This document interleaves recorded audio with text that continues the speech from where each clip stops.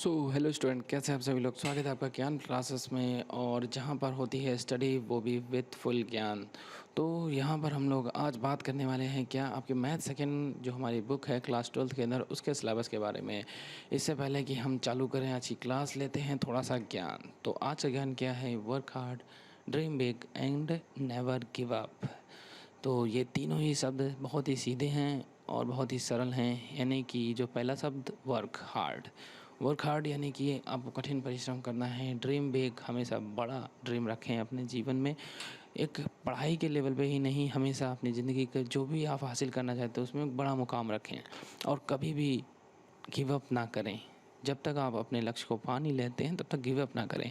अभी आप देखिए, अभी आपका अगर आप 12th क्लास में हैं तो आपके जो एम होना चाहिए वो आपका बिग होना चाहिए कि हमको 90% मार्क्स लेके आने हैं। ठीक, ये नहीं कि 80% मार्क्स लाने हैं बस, अरे बस 80% नहीं हो काम हो जाएगा, नहीं, 99% तक मार्क्स लाने हैं आपको। तो उस बड़ा ड्रीम रखिए, फिर उसके लिए वर्क हार्ड करिए, यानी कि कठिन परिश्रम करिए। उसके बाद अगर आप कठिन परिश्रम करते रहिए और कभी भी हार मत मानिए कि अब तो यार मुझसे नहीं होगा, ऐसा नहीं करना है। ठीक, तो तीनों चीज़ें आपको रखनी है। बड़ा सपने देखना है, वर्क हार्ड उसके लिए करना है और कभी भी हार नहीं माननी है। तो चलिए शुरू करते हैं आज की क्लास, जिसमें मैं आपको बताने वाला हूँ आज मैथ सेकंड की बुक का सिलेबस। तो सिलेबस के अंदर पार्ट सेकंड के अंदर क्या आता है? हमारा सबसे पहला चैप्टर जो है वो है इंटीग्रल। यहाँ पे ये 7 चैप्टर पढ़ा हुआ है, क्योंकि 6 चैप्टर तक हमने किस में पढ़ा हुआ है? मैथ्स फर्स्ट में पढ़ के रखा है। यहाँ पे क्या है? 7 चैप्टर। तो यहाँ पे है इंटीग्रल्स के बारे में हम लोग इसके अंदर पूरा पढ़ने वाले हैं यहाँ पर।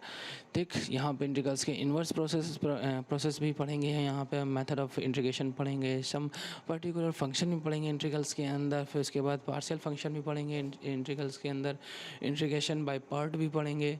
ठीक, फिर डेफिनेट इंटीग्रल पढ़ेंगे। उसके बाद फंडामेंटल थ्योरम ऑफ कैलकुलस पढ़ेंगे। फिर उसके बाद क्या पढ़ेंगे? Evolution of definite integral by substitution के जरिए डेफिनेट इंटीग्रल कैसे बढ़ा उसको बारे में जानेंगे। फिर उसके बाद इसकी प्रॉपर्टीज़ के बारे में जानेंगे। ठीक, तो ये था हमारा इंटीग्रल का पार्ट। तो आगे देखते हैं जो अगला चैप्टर है 7वां के बाद 8वां। तो 8वां चैप्टर कौन सा है? वो है एप्लीकेशन ऑफ इंटीग्रल्स। अभी हमने इंटीग्रल निकालना सीख लिया, लेकिन अब क्या है? उसका एप्लीकेशन देखेंगे। तो उसका एप्लीकेशन बेसिकली कहाँ पे? हमारे एरिया निकालने में। किसी सिंपल कर्व का एरिया निकाला जाता है किसके जरिए? इंटीग्रल्स के जरिए। एरिया बिटवीन टू कर्व्स, यानी कि दो कर्व्स के बीच में जो एरिया फंस गया है उसको कैसे निकालेंगे? वो भी किसके जरिए निकालेंगे? इंटीग्रल्स के जरिए। तो ये हम लोग क्या है? Application of integrals. तो अगला चैप्टर जो हमारे यहाँ पे है वो कौन सा है? डिफरेंशियल इक्वेशन भी काफ़ी इंपॉर्टेंट चैप्टर है। यहाँ से भी काफ़ी अच्छे नंबर का क्वेश्चन पूछे जाते हैं। इससे भी काफ़ी जो हमारा एप्लीकेशन ऑफ इंटीग्रल्स है इससे भी काफ़ी अच्छे नंबर क्वेश्चन पूछे जाते हैं। तो जो हमारा डिफरेंशियल इक्वेशन है उसमें से सबसे पहले हम लोग क्या पढ़ेंगे? इसका बेसिक कॉन्सेप्ट जानेंगे। फिर उसके बाद जनरल और particular solution of a differential equation जानेंगे। ठीक, फिर उसके बाद फॉर्मेशन कैसे हुआ डिफरेंशियल इक्वेशन का, जब उसका जनरल सॉल्यूशन गिवन हो तो उससे हम लोग क्या बनाएंगे? डिफरेंशियल इक्वेशन बनाएंगे। ठीक, फिर उसके बाद method of solving first degree differential equation सीखेंगे। इसके बाद जो हमारा आता है वो कौन सा आता है? वेक्टर अलजेब्रा कैसा चैप्टर है भाई? वेक्टर अलजेब्रा आपने वेक्टर फिजिक्स में भी पढ़ा होगा पहले भी, और इस समय भी पढ़ रहे होंगे। तो उसमें जो वेक्टर होता है लगभग उसी तरीके होता है, लेकिन थोड़ा सा अलग होता है। इसमें क्या हम लोग कोऑर्डिनेट्स के जरिए वेक्टर को डिफाइन करते हैं। उसमें वही था जो डेफिनेशन क्या होती है? डायरेक्शन होती है। तो उसी तरीके से इसमें क्या होता है? कोऑर्डिनेट्स के अंदर डायरेक्शन होती है, उसी का हम लोग क्या करते हैं? उसी को हम लोग यहाँ पे वेक्टर बोलते हैं। तो यहाँ सबसे पहले उसके बेसिक कॉन्सेप्ट समझेंगे, फिर उसके बाद टाइप ऑफ वेक्टर्स जानेंगे। ठीक, टाइप ऑफ वेक्टर जानने के बाद हम उसका एडिशन करना सीखेंगे। फिर उसके बाद मल्टीप्लिकेशन सीखेंगे, इसका वेक्टर और स्केलर का। तो जैसे कि आपने फिजिक्स में पढ़ा होगा, एक वेक्टर क्वांटिटी होती है, एक स्केलर क्वांटिटी होती है। तो उन दोनों का यहाँ के सीखेंगे। मल्टीप्लिकेशन कैसे होता है वो देखेंगे। इसके बाद जो 6 पॉइंट जो आता है वो हमारा कौन सा है? अब हम लोग यहाँ पे क्या सीखेंगे? प्रोडक्ट सीखेंगे। किसका? टू वेक्टर्स का। ठीक, यहाँ पे जो मल्टीप्लिकेशन या फिर प्रोडक्ट सीख रहे थे वो किसका था? वेक्टर और स्केलर। और यहाँ पे टू वेक्टर्स का मल्टीप्लिकेशन सीखेंगे। अगला आता है थ्री डायमेंशनल ज्योमेट्री के अंदर हम लोग क्या सीखेंगे? नॉर्मल सी बात है, आपने अभी तक टू डायमेंशनल सीखा है, जो कि आपने लाइन सीखी होगी, सर्कल सीखा है, ये क्या है? 2 डायमेंशनल। लेकिन अब यहाँ पे क्या सीखेंगे?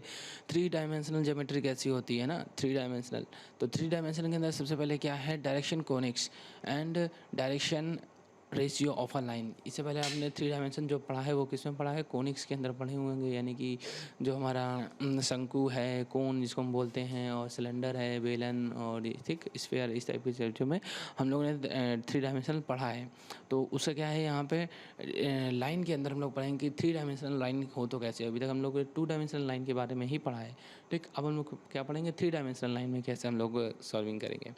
फिर उसके बाद क्या आता है, equation of a line in a space. किसी स्पेस के अंदर कहीं पर भी हो सकती है इक्वेशन लाइन की, उसको कैसे फाइंड करेंगे, वो लाइन की इक्वेशन कैसी होगी, कैसे हम पहचानेंगे कि ये मतलब किसी स्पेस में है कहीं पर भी, तो वो हम यहाँ सीखेंगे। फिर उसके बाद आता है एंगल बिटवीन टू लाइन्स। दो लाइन्स के बीच में एंगल, किसी भी स्पेस में थ्री डायमेंशनल किसी कोई स्पेस है वहाँ पर बने हुए हैं दो लाइन, के बीच का एंगल कैसे निकालेंगे, तो यहाँ पर हम उसको सीखेंगे। अगला जो है उसके बाद है shortest distance between two lines. उन लाइनों के बीच में शॉर्टेस्ट डिस्टेंस कौन सी है, ये भी सीखेंगे। फिर इसके बाद हमारा क्या आता है, प्लेन। प्लेन क्या है, प्लेन वही हमारा X Y plane, Y Z plane, Z X plane, ये प्लेन, तो इनको हम यहाँ पे पढ़ेंगे, ठीक।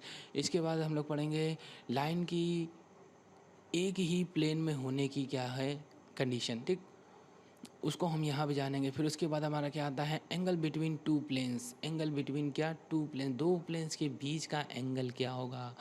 अभी हमने जो इससे पहले एंगल सीखा था वो किसका था, एक लाइन और एक प्लेन के बीच में। अब यहाँ पे दो प्लेन्स के बीच का एंगल देखेंगे, ठीक। फिर distance of a point from a plane, किसी पॉइंट के प्लेन से डिस्टेंस देखेंगे। फिर उसके बाद क्या देखेंगे, angle between a line and a plane. Line और प्लेन के बीच का एंगल देखेंगे। तो ये यहाँ पे क्या है, चैप्टर है आपका कौन सा, 11वां चैप्टर। इसी के बाद आता है कौन सा, 12वां चैप्टर, वो क्या है, linear programming. Linear programming basic एक हमारा छोटा सा चैप्टर है, ज़्यादा कुछ इसमें एक्सरसाइज है नहीं, थोड़ा बहुत पढ़ना पड़ेगा आपको। लीनियर प्रोग्रामिंग काफ़ी अच्छा चैप्टर है, पढ़ने में मज़ा आएगी, बेसिक। और इसमें जो सबसे पहले क्या पढ़ेंगे, इंट्रोडक्शन लेंगे। फिर linear programming problem and it's mathematical formulation, की मैथमेटिकल फॉर्मुलेशन कैसे बनता है किसी प्रोग्रामिंग का, वो हम लोग सीखेंगे। उसके बाद आता है different type of linear programming of problems. उसके बाद हम लोग डिफरेंट टाइप की लीनियर प्रोग्रामिंग करेंगे, किसके लिए, प्रॉब्लम्स के लिए। अब इसको कंप्यूटर वाली प्रोग्रामिंग मत समझिएगा, क्योंकि ये वो नहीं है। तो चलिए इसके बारे में खुल के जानेंगे इस चैप्टर के अंदर। तो अभी चलते हैं आगे, और यहाँ पे हम लोग जो लास्ट चैप्टर बचता है वो कौन सा है, प्रोबेबिलिटी। प्रोबेबिलिटी के अंदर सबसे पहले हम लोग क्या पढ़ेंगे, उसका इंट्रोडक्शन। प्रोबेबिलिटी वैसे आप पढ़ के आ चुके होंगे, आपको क्लास 6 से ही पढ़ने के लिए मिल जाती है, 6, 7, 8, 9, 10th और फर्स्ट ईयर, अब आ गया 12th। तो 12th में थोड़ा सा बड़ा होगा, काफ़ी कुछ इसमें नया होगा आपको पढ़ने के लिए। यहाँ पे जो कंडीशनल प्रोबेबिलिटी है वो कैसे लगती है वो हम यहाँ सीखेंगे।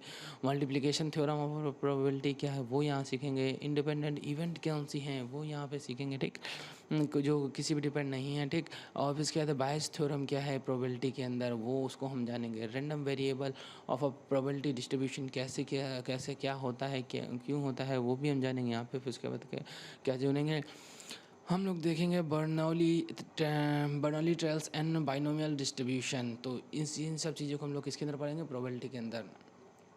तो ये था आपका syllabus math second, class 12th की मैथ सेकेंड की बुक का, जहाँ पर मैंने आपको एक छोटा सा इंट्रोडक्शन दिया है बेसिक आपका, जो आपको पढ़ना है मैथ सेकेंड की बुक में। और मुझे और कुछ कहने की ज़रूरत नहीं है, वैसे आप खुद ही समझदार हैं। इस चैनल को जल्द से जल्द सब्सक्राइब कर लीजिए, और अपने दोस्तों के साथ इस चैनल को ज़रूर शेयर कीजिए, उनके बताइए कि हाँ भाई क्लास शुरू होने वाली है, जल्दी जल्दी आ जाओ, नहीं तो छूट जाएगा कोर्स। तो मिलते हैं नेक्स्ट वीडियो में, तब तक के लिए टेक केयर, गुड बाय, और वीडियो को लाइक ज़रूर कीजिएगा। मिलते हैं नेक्स्ट वीडियो में, बाय बाय।